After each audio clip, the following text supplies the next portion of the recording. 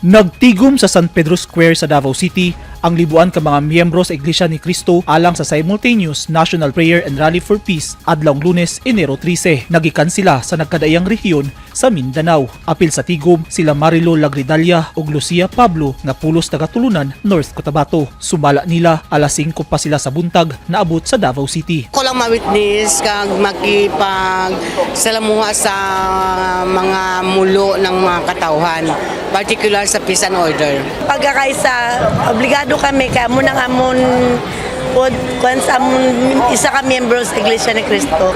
Enjoy board kami, excited gani kami, wala mi tulog ang halingga isang gabi, wala mi tulog. Misalmot sab sa rally sa Davao City ang mag-amig nga sila Nikki Castor ug Jillian Kate Magbanwa. Alauna sa kaadlawon sila nigikan sa La Esperanza sa Tulunan, North Cotabato.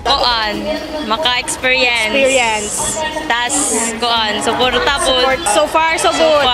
Worth it ang walang tulog.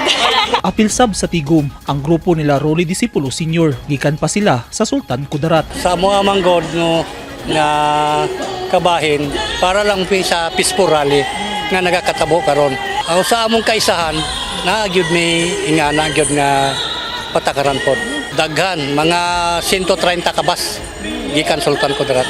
Bana-bana sa Davao City Police, anaa sa 300,000 ang misalmot sa rally. Sumala sa mga miyembro sa INC, suporta nila kini sa panawagan ni President Ferdinand Marcos Jr. nga dili impeach si Vice President Sara Duterte.